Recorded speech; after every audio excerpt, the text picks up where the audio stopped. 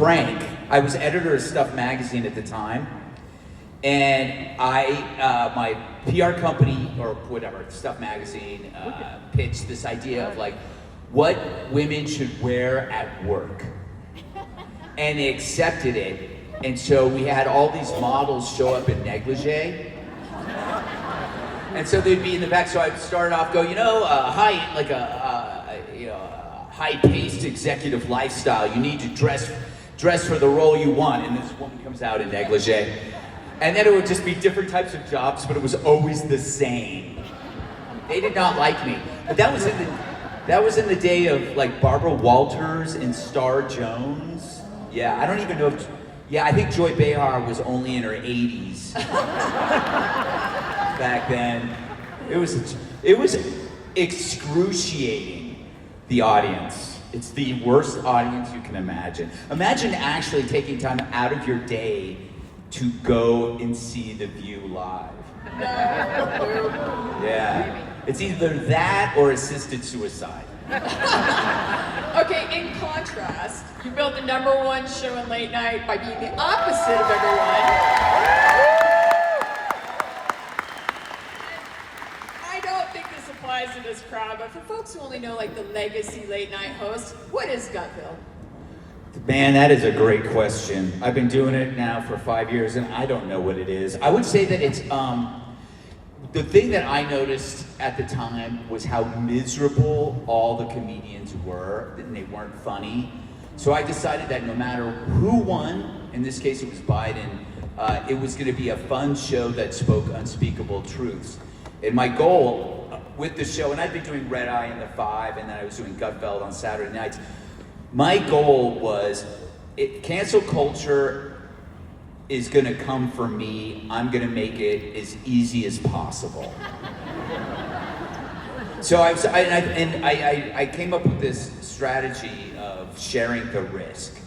That if somebody goes out there, like before I did my show, I would look at people that were getting into trouble and I would support them and I go, well, let's see if it happens with me. So I decided not to give an F. You notice I didn't swear. I can? Okay. Of course. I didn't give a fart. And so I think they were so overwhelmed by the subject matter and that I didn't care that cancel culture no longer worked. You took the power away from them. So the goal of the show was to really kill cancel culture. And then after my show took off, you started seeing all these comedians. You saw Kill Tony and all this stuff happening where people could now say what they wanted. And I think that was the underlying thing, fun and unspeakable truths. I like that. All right. Before we really dive in, house rules, are there any topics off topic, or is this an open invitation? See, that's a trick question. Because if I tell you what's off topic, then it becomes a topic. Do not talk about my recent surgery.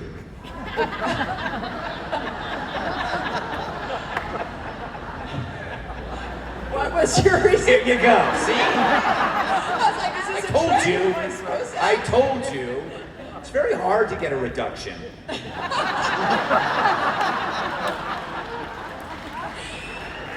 no. Terrible. All right, Red Eye aired in the middle of the night and turned into a cult hit. At the time, did that feel like a break or a dead end? Well, here's the thing. You know they always call things a cult hit, which is code for nobody watched it. It was on it. It's the only show in history that was put on at a late time, 2 a.m., and moved it to a later time. It went from 2 a.m. to 3 a.m. This show was so not watched at Fox that if they had watched it, I would have been fired. There was an incident where this punk rock dude, I was interviewing him and he was in the newsroom. And the newsroom is where everybody's doing the news, typing away just like you see in the movies. And there's a dude in leather holding a guitar and he's strung out on every kind of narcotic imaginable.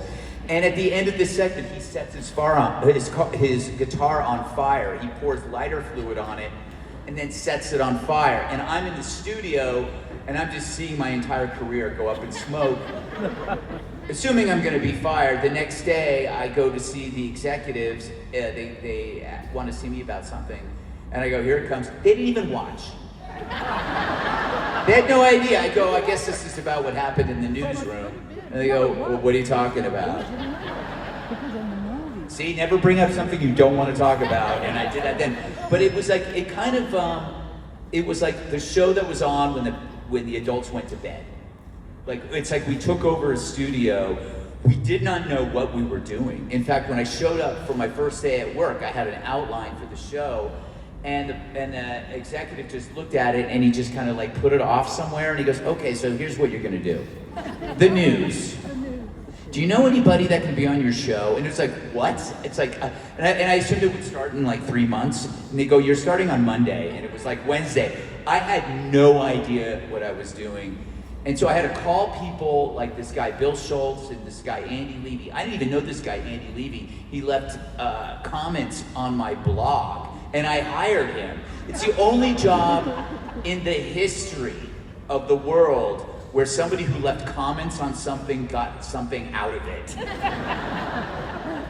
But so we ended up getting liquid courage. I had a hotel room for 2 weeks, and we'd go and raid the minibar before the show just to get like the guts up to do the show. And this was before Twitter, so all of our hate mail was actually emailed to us. And every morning we'd get a stack. And they were all Fox viewers. Like, get this, what is this doing on our, I actually used to call viewers and because I thought it would be a great segment to have the viewers come on and talk about the show.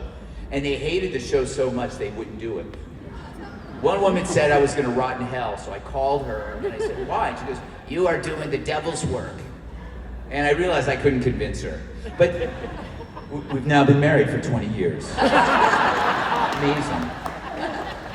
But then it caught on because it was by word of mouth, and these weird little groups would start on the internet that were fans of it. And when you get that kind of like electric, culty following, then it's like people just start to really love it. And it was like the weird kid in the Fox family. Greg, are you friends with any of the other late night hosts? I'm friends with Jimmy Fallon, but I met Colbert once on the street. No, I am not. But Fallon and I get along because we met one time. He watched Red Eye, and I showed up at a bar. It was a speakeasy, illegal bar in Midtown, and he saw me, and he ran for me and tackled me, and we wrestled. He was wasted. Fallon is a big booze hound. And then he took the cigarette out of my mouth and crinkled it up and threw it on the ground, and I said, dude, you're rich, you can, that cost me money. And so he felt so bad, he went out and bought me a carton of smokes. So we were friends since then. Is that a beautiful story? That's a beautiful story.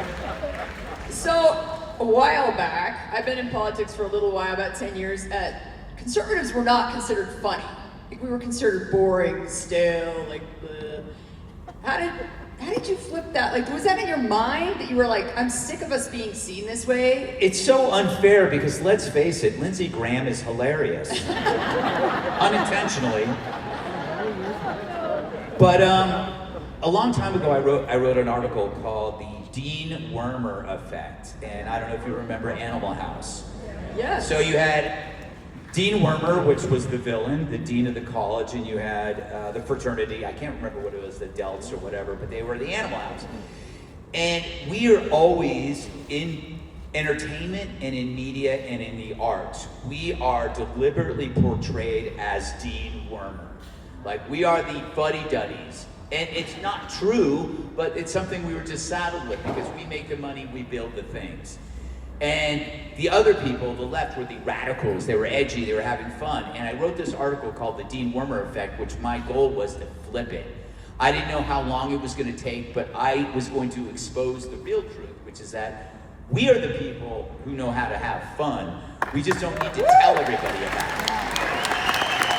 Yeah. Greg, that's our mantra. Rocky Mountain Voice is to publish the crazies. We have news reporters and stuff, and we alert people to what's really happening in Colorado because liberal news media won't here.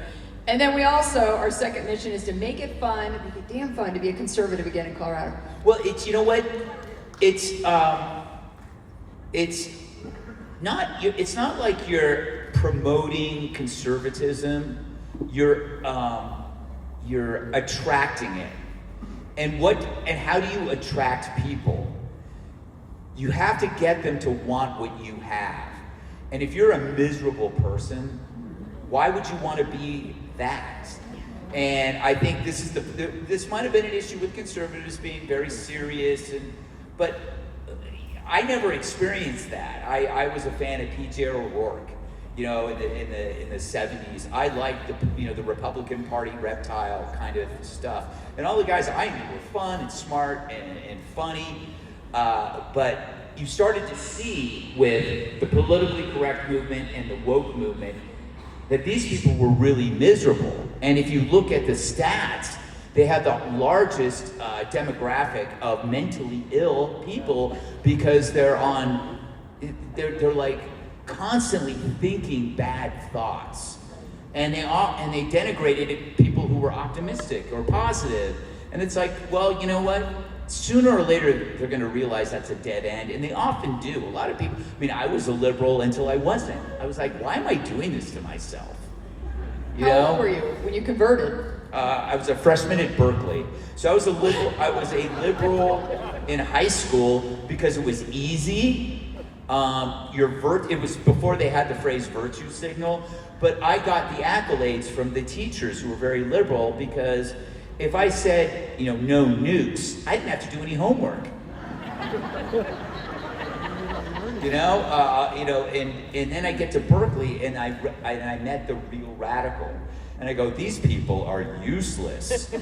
And also, they are the conventional wisdom. It's no longer rebellious to be in that group. And I thought, like, the true rebellion is the rebel against the rebel. The person that is against the people that are against everything. Amen. All right. So President Trump picked your show as his first Fox sit-down of the 24 campaign. What was that phone call like? Well, I've been going back and forth with him for a while, and he understood what I wanted to do, which was I wanted him to be on the show like everybody else, so you get to know him. He'd be on for the whole hour, we'd do topics, and he loved the idea, but the people around him weren't. And generally people who work in these arenas are always scared of being fired. They don't want this to be a nightmare, and they knew that I had a reputation for being unpredictable. So what they wanted was like a town hall. And it's like, ugh, town halls suck. Hello, I'm Betsy, Fort Lauderdale. Yesterday, the shower head had very weak water. And then what happens is it forces the person, like Trump, to rely on default statements. And I was like, no, I want to put him in a situation where he can be himself, because he's the most transparent political leader in history. I always say this about him. Once you have Trump, you can't go back. It's like when I was 15 and I discovered an old Playboy in the bushes down at the park. I wasn't going back to the JCPenney catalog. Where you got like a pencil eraser and tried to erase the bra off the girl, and then you drew in the boobs. I'm sure all of you have done that, right? Yeah, these are the things you lose with the internet. Making your own adult entertainment. But that was like, you can't, once you're with, and so what I wanted Trump on there as Trump, and it was great. It was like, it was just like having this guy who was a contractor, a billionaire, who's been around, had TV shows, and he just fit right in, and you saw him for what he was. It was the highest rated show we ever had. Right. I'm not going to take credit for his election, but if you said I was, to get credit for the election, I wouldn't dispute it. I'm kidding. Maybe. Am I? I don't know. Greg, what's your favorite Trump story? Like, personally. Oh my goodness. Oh man, there's been a few. Okay, well, I have okay, so here's the story. After he got shot, a couple days later, he invited me to his hotel room at I guess it was the whatever was happening after that. Was it the Republican convention? And so I went to his hotel room and he had the bandage on his ear and he goes, Gutfield, you gotta see my ear. And he goes to his doctor, can I show him my ear? He goes, I guess so. And so he goes, so he's sitting there and he sits down and then so the doctor peels the thing off and I'm looking at his ear, it's all crusty. And he goes, you know why I'm doing this, Gutfeld? It's because people are gonna say it never happened. And you know that he was right. It was like, I thought this was crazy, but then he was right. And then the next day, when I was on my show, I was on the 5, and I talked about it. It was a news story. It was a big story because it was proof. Like it was like they needed proof from some crazy dwarf like me. I mean, I could have been lying, but this reminds me of. Can I tell you a story? A longer story? No. All right. Of course. So I've only met 2 presidents in my lifetime: Ronald Reagan and Donald Trump. Yeah. Talk about like if you had your pick, and so I was in my 20s. I was a staff assistant for the American Spectator, which was a conservative magazine out of Arlington, Virginia, run by Bob Tyrrell. And every year, I guess Ronald Reagan would pick 2 homes to have dinner at, and he picked my boss, Bob Tyrrell, who lived in McLean, Virginia. And so I came into the office. I was like the lowest level person. I was making not quite 12 grand a year. I was making less than interns. And I come into the office and just, Greg, guess what? The president's coming to my house for dinner. And I'm going, wow, that's great. He goes, yes, I need you to mow my lawn. And if it were only lawn mowing, I had to do all of his windows, squeegee his windows, vacuum, everything. The guy was so cheap. He could have hired a maid service, but he used me instead. And so the day came, it was like the afternoon, and I'm there sorting his mail, and I go, hey, do you think maybe I could meet the president? And he goes, yeah, you did a great job, Greg. You can meet the president. So that night, I'm there's a bay window of his McLean home, and I'm staring out at the cul-de-sac and this huge line of cars. All these lights, different kinds of lights, and it's like a Christmas tree on its side. I'm going, oh my God, this is the motorcade. This is incredible, this is the motorcade. And I sense there's somebody behind me, and I turn around, and I swear to God, it's a guy in a Reagan mask. I'm going, wow, that is crazy. Because my brain had only seen people in Reagan masks. I'd never seen Ronald Reagan. And there were all these movies out with bank robberies and stuff. They're all wearing Reagan masks. So my brain was conditioned to think that this guy was a guy in a Reagan mask. And then it was, wait, no, Greg, that's Ronald Reagan. And this whole thing was like a deflection. He had come through the back door and came out, and so it's just me and him. And it's like, what do I do? And I had thought of the things I was going to say, like President Reagan. I have been such an admirer. I was a citizen of California when we were governor. I had all this stuff, and I came up to him and I just went. A very intelligent Secret Service agent just kind of whisked me away. By the way, that picture of me shaking his hand is on the internet, but and we're clothed. But okay, so I'm in the kitchen, and the swinging doors, and they have a dinner table. It's like for 12 people, And they're all sitting there and they're eating, and I'm just watching them eat, and then the dinner starts to wrap up. And I noticed that Reagan only ate half his dinner. So I'm thinking, I'm gonna eat his dinner. Because it's like this was before DNA testing, but I thought that like I could get Reagan inside me. He touched the food. So when they got up and left and they walked away, I kind of came in as the servers were coming in, and I just grabbed his plate and I just scooped it with this hand of chicken and shoved it down my throat.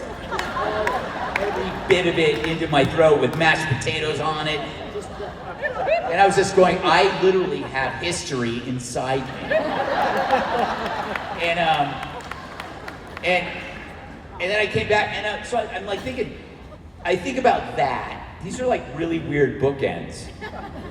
You know, that, and then 40 years later, I'm in this hotel room and I'm staring at Trump's ear, and all I could think of was chicken.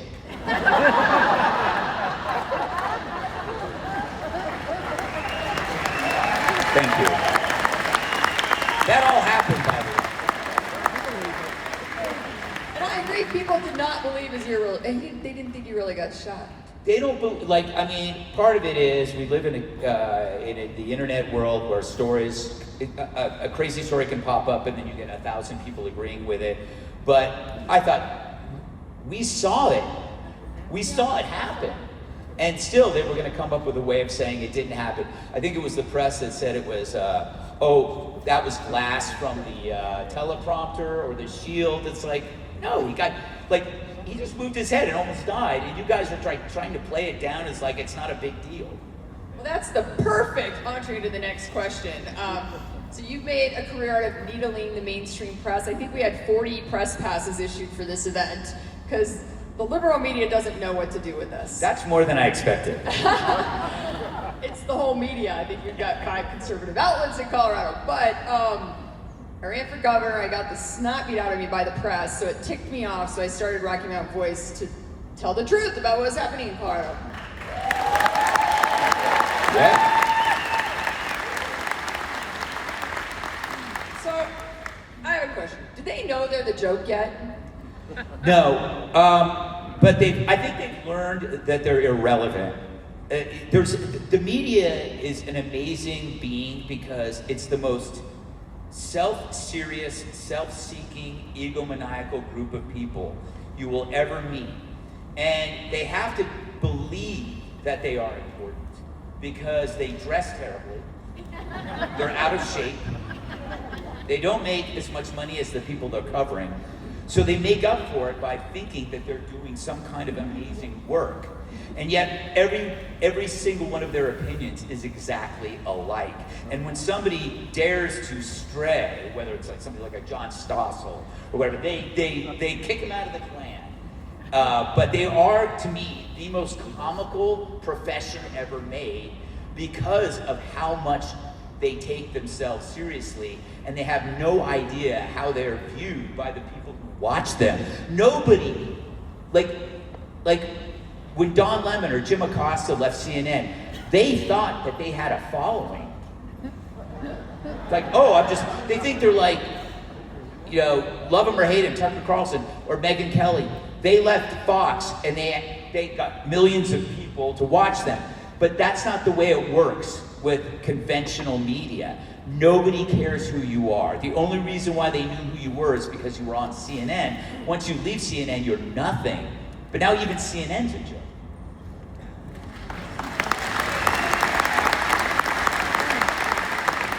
So, what's your favorite botched media story lately? Oh man. There's so many. Okay, there are like specific stories where they get something wrong and then they try to pretend it never happened. Let's like something like an oldie but a goodie is Whipgate. Obviously, find people on both sides. But I think the most egregious one will always be the trans issue, because they took it as a pure virtue signal. they were so cowardly that they let it happen. And some people think I take this issue too seriously. I don't think we take it seriously enough.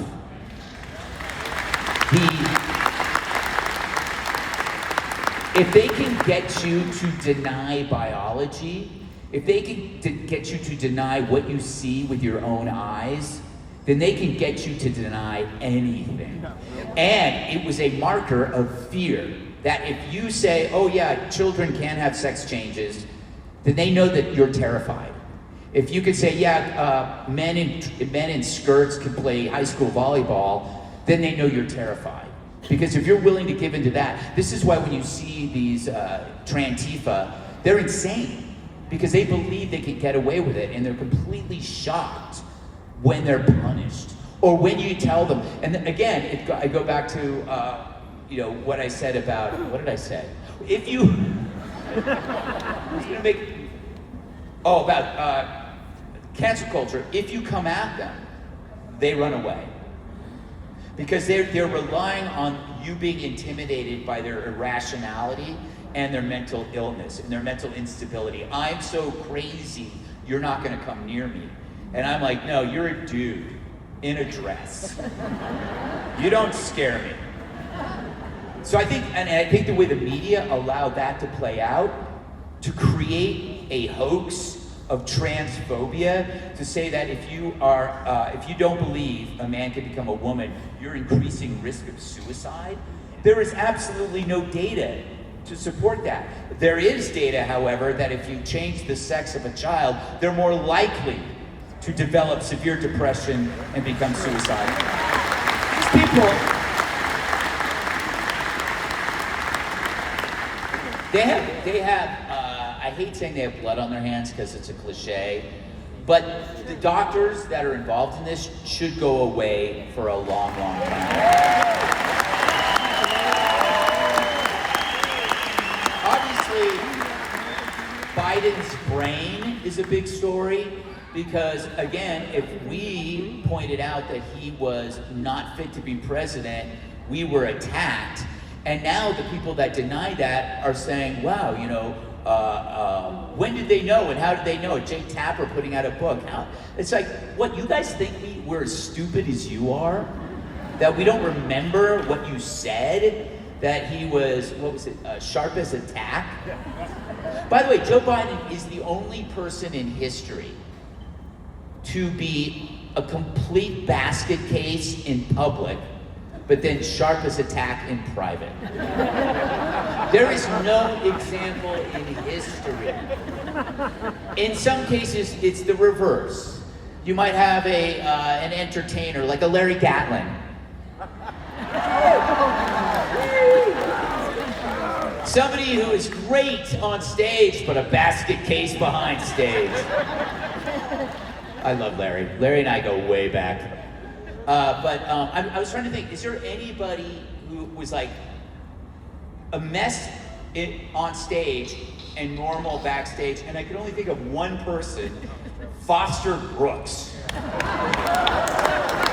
Yeah, you remember him. You don't remember him, do you? Yeah, he's before your time. He was a comic actor who played a drunk, but then backstage he never drank. And it was that was the only case. But the fact that Biden could be seen as somebody who's a complete mess when he gets on stage, and then backstage says, well, it's very simple, blah blah blah.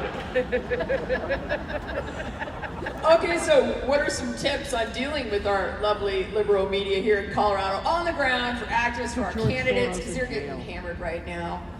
I think the advice I would give is the advice I give to, it's the advice I take myself, which is I don't give them any credibility. Follow the money. They've lied to us about COVID. They lied to us about Joe Biden. The biggest lies. I would say Biden's brain is the biggest political scandal in recent history. I mean, they talk about Watergate. That's nothing compared to covering up for an invalid.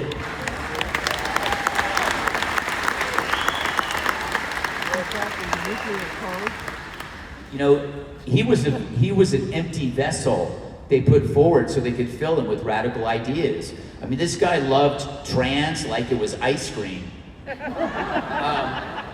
But okay, so they don't have any credibility. You give them the least amount of time they deserve. You look for people outside that realm, which you already know in podcasts, the people like Rogan and stuff. But the other thing too, and this stretches out past media, and that is when you are outnumbered, like if you're a kid in college and you're pro-life and everybody around you is calling you names or something, I always tell them to always do this. Why is it so important that I agree with you? You know, why must I agree with you? It seems like that's more important than the issue itself, because it is.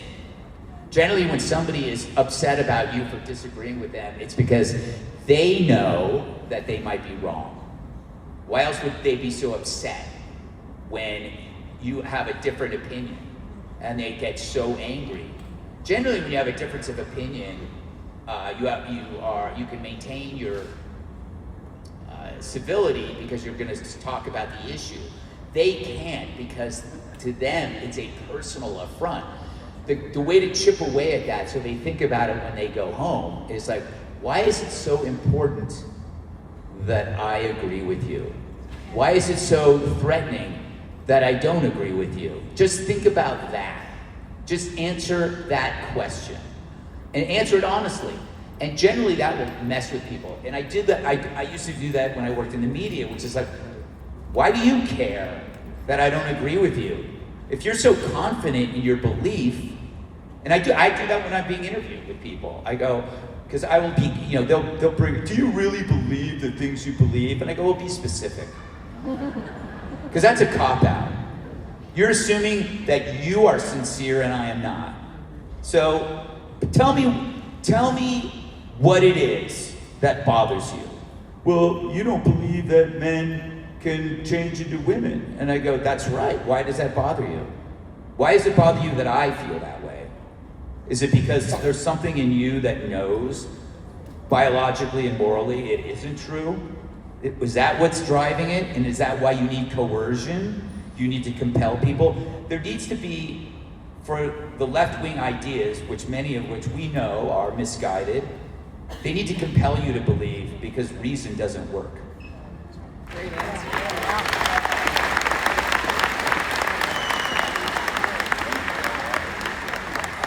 All right, in Colorado, I don't know if we caught up with the rest of the country, but it does feel like the rest of the country's waking up and there's like a vibe shift around this stuff and people aren't as willing to be canceled. Do you feel that, or do you think that's just us being hopeful? I think cancel culture is over because we stood our ground, and when somebody said something to you, we said, so what else? And people started to see the patterns that a lot of the things people were being canceled for were out of context. It would be put online, and then you're going like, wow, I could be next. And my whole strategy was share the risk.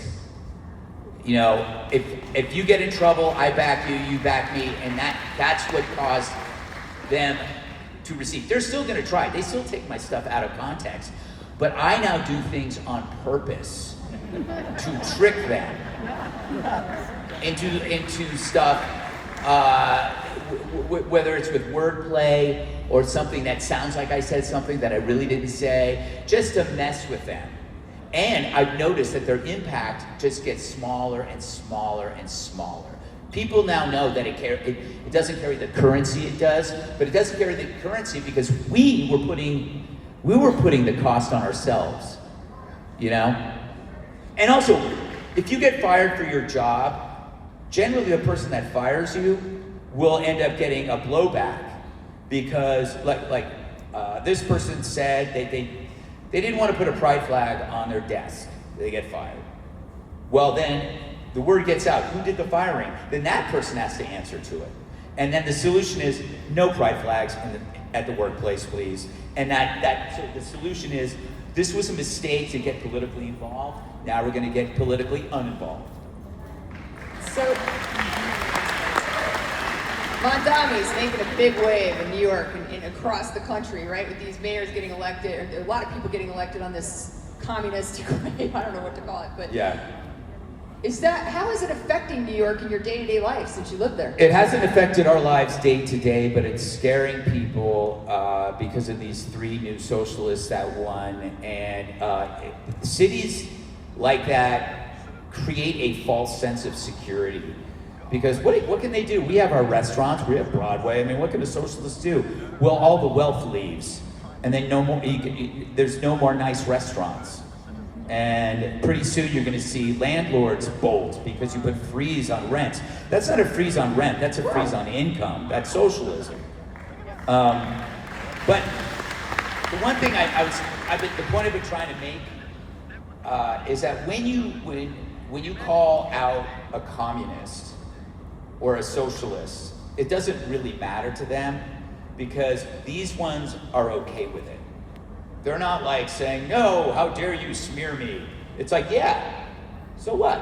So if you say, I don't believe you're patriotic, they'll say, yeah, I say death to America in a tweet. What part do you not understand? So your criticisms don't work on them because your criticisms are exactly what they're taking pride in. So my solution when you come at these people is that they believe that they're radical. I would say you aren't radical at all. You know, you have to take the romance out of their calling. Most of these people do these things because it makes them feel different and rebellious. But if you are talking to a socialist, you're in a debate with them, it's like, you know, I'm so tired of people calling you radical. It's so unfair. Your ideas are so mundane. Your ideas have been around for 100 years. Everybody knows what socialism is. You know what would be really interesting if you had some groundbreaking ideas on how to get there. What do you have? And they will say things like equity or equality or tolerance. And you go, no. That's not a system. That's a goal. We all want the same goals. We just have a system. Tell me what your system is. And most of them have no clue. How are you going to do this? And I go, you know what it sounds like to me? It's like, this is the safest ideology ever. You're not radical at all. That's how you deal with the left. Because see, if you want to upset somebody, you have to get at what they hold dear, which is their personal identity as a reformer, a revolutionary. And if you tell them, you're not revolutionary at all. God, I heard this stuff when I was in high school. How revolutionary is socialism if a 12th grader can parrot it after 15 minutes of learning? It's the easiest thing to learn. There's no risk involved. There's nothing risky about it. So that's how you tackle. I don't want to give them too much agency by saying they're scary, because they like that. Honestly, I liked it when they said how scary MAGA was. It was funny to me. It was like, oh, we're so scary in our red hats. It worked for us. You don't want to give them that. You want to just say, you are not, okay, you're destructive and you're pathetic, but you aren't revolutionary and you certainly aren't radical. You're boring. There's nothing worse than boring. Well, you just described what's happening in Colorado. I don't know if you've been to Denver lately, but we had 8 restaurants closed last week, and it's just become kind of shuttered downtown. There's drug addicts all over the place. And going to a Rockies game is a risk-taking adventure, you know? It is amazing that the people they claim to help are the ones that are suffering most. That means minorities in urban centers, small business owners, immigrants who recently became citizens, but also junkies. I mean, where I live, it's like a petting zoo in hell. I walk my dog, Gus, twice a day, in the morning and at night. Then I got a dog walk who does it in the afternoon when I'm at Fox. I get up, the same guy I see at night, I see in the morning because he's just out all night, strung out on the worst kind of drugs. And when one goes away, another one takes its place. And the people that are keeping them from getting help are the left, are the socialists. It's not us. Hell, I would pay to get them into a facility rather than what they pay for now, which is $800 million gone like that for homeless services. A couple of $100,000 per bed is insane. Insane. And it's so surprising. It's happening in every city. Every liberal city. It's the same issue. You'd almost think that this is what they want. It kind of fits this mosaic of things that capitalism, free markets, and individual responsibility built. And they're finding a way to degrade it so that they can build something new. And this is how you do it. It's a slow descent until it's fast. It's like that old Hemingway line.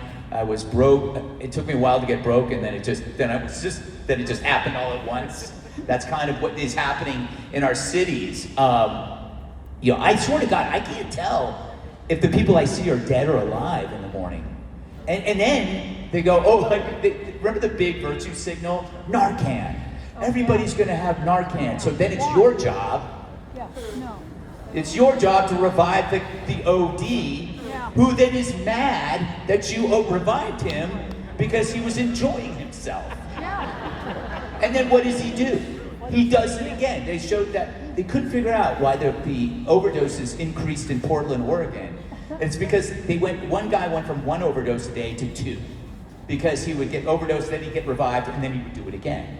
So they just doubled up on it. There were double-header overdoses going all over town.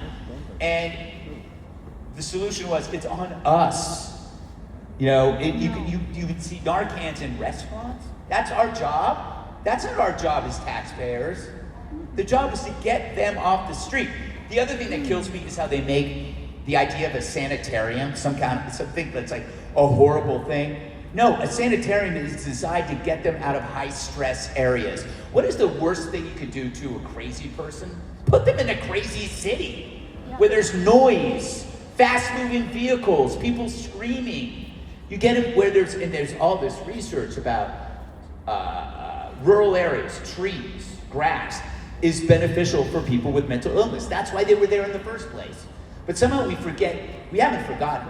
We've deliberately abandoned things that worked because the things that work are tied to an ideology that the left hates.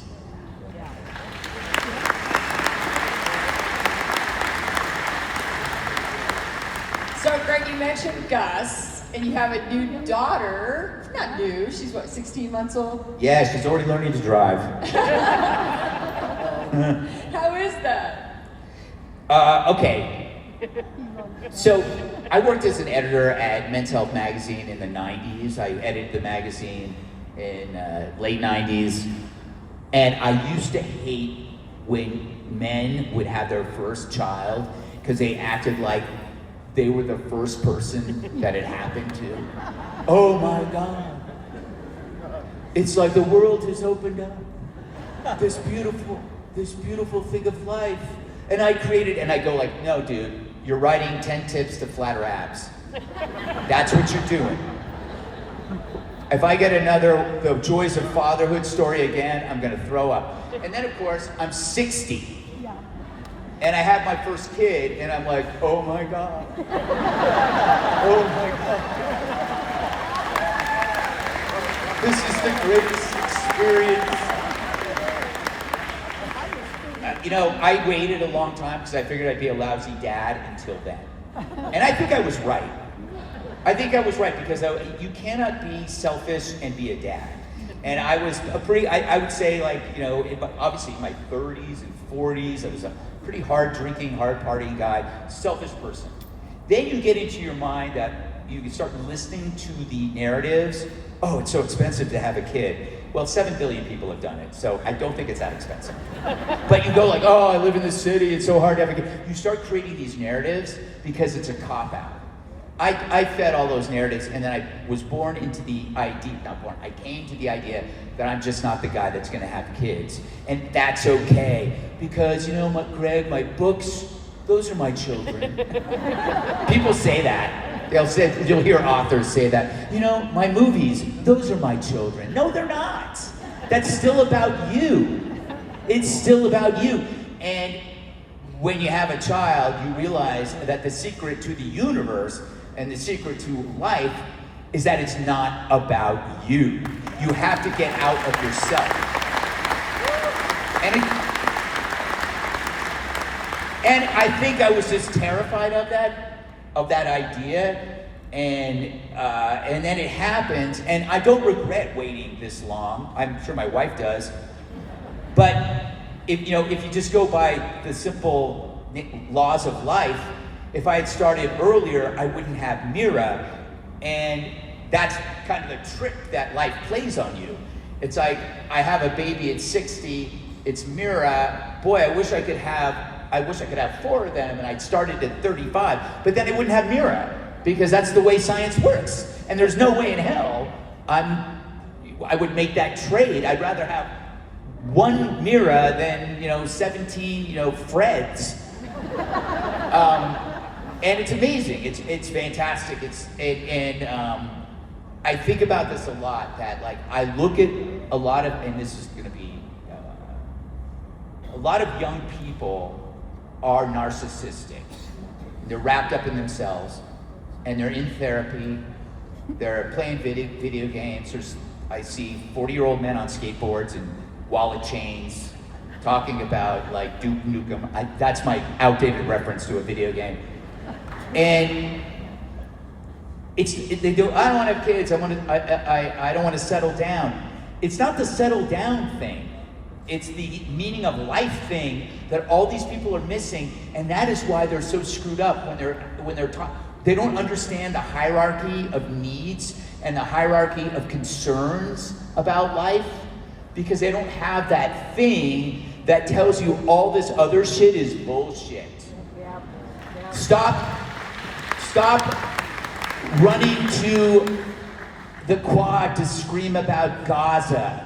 You got a 3-year-old at home that loves you and needs you.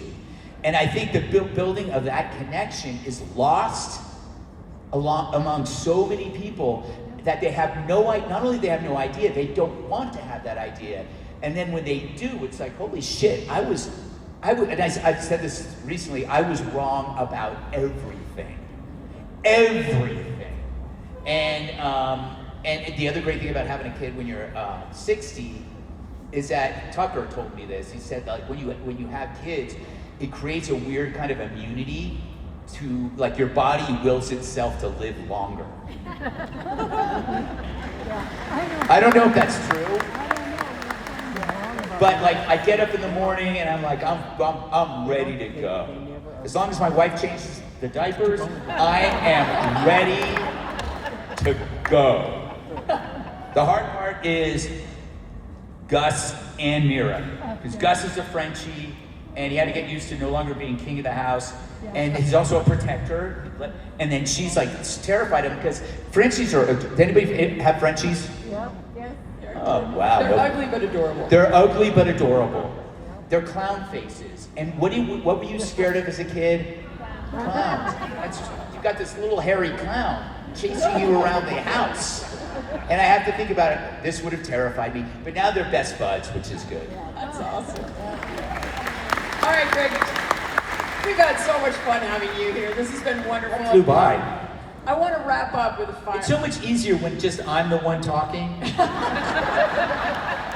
I don't have to sit there and scribble through Jessica.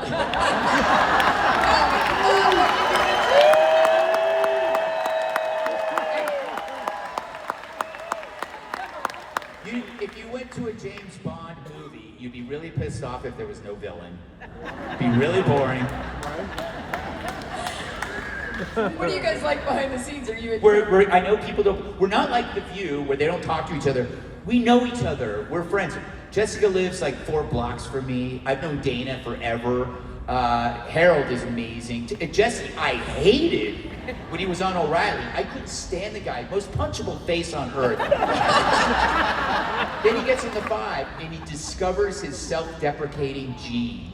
He stopped taking himself seriously and he embraced the teasing. The secret to the 5 is teasing. That's why nobody in the media gets it, because they take themselves too seriously. You can't make fun of me. And I go, well, then you're never gonna be successful.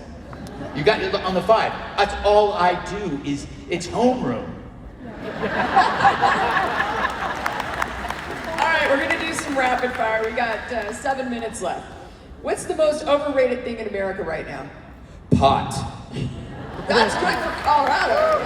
I am absolutely sick and tired of smelling like you can't smoke cigarettes. You can't smoke cigarettes in front of a condo. So you have to be 100 feet from your condo. But these guys doing bong hits. Anyway, yeah. Yeah, welcome to Colorado. Okay, one word for the mainstream media. Well,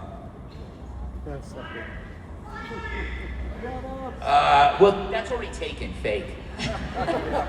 I'm gonna go glorious. Because I enjoy everything that they do. It gives me so much energy. It proves me right every day.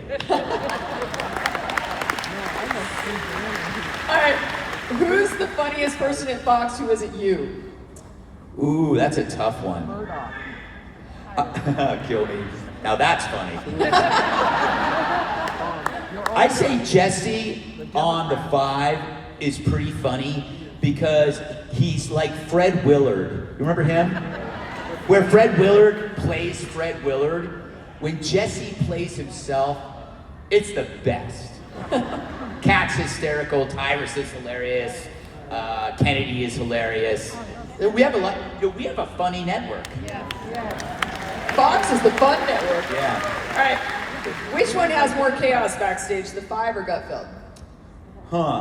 Well, I would say the 5 when Judge Janine was there. Do I have time for a quick Judge Janine story? We'll give you all the time you want. Working with Judge Janine is insane. You know when they complain about somebody like, oh, everything's a court case? Well, she's a judge. Everything is a court case. There is no small talk with her. Thank God. So she left, and that's She's kind of great.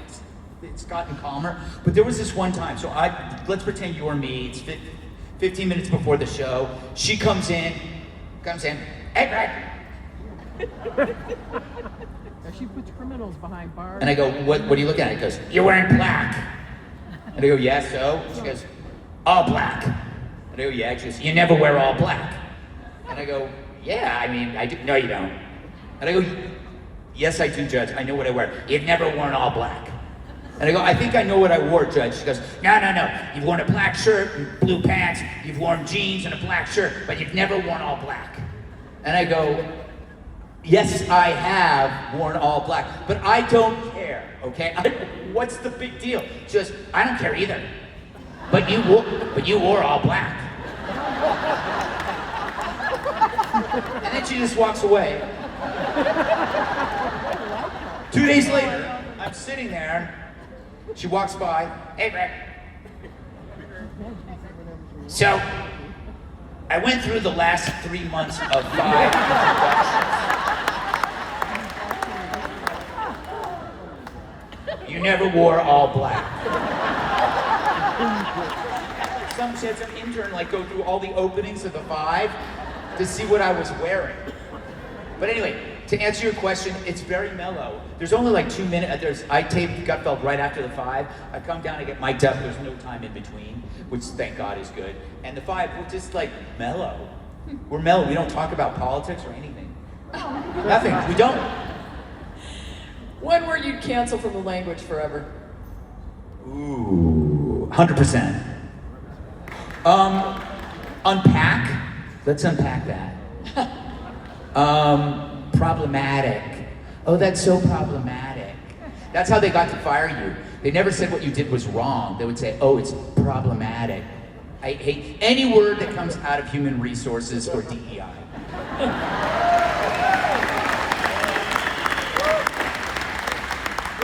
What's the most underrated pop culture moment of the last year? Ooh, wow, that's a good question. Underrated okay, so I'm gonna do a deep dive. Is Larry here? So, Larry and I went to a concert 2 weeks ago. Are there fans of Avid Brothers? All right, so are there fans of Faith No More? So, then you're gonna love this.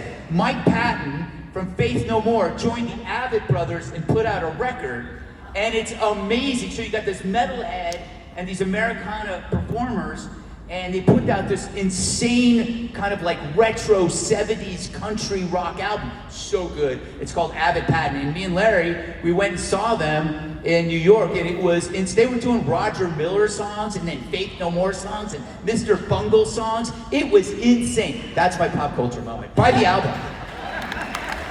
All right, we got a little time left.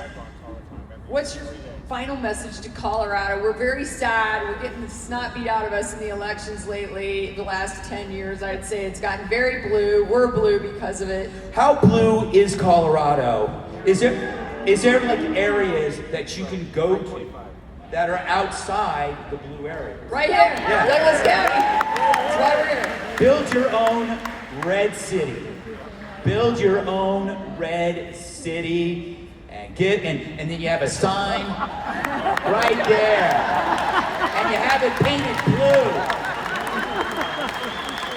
That's my advice. Have you met Jared Polis?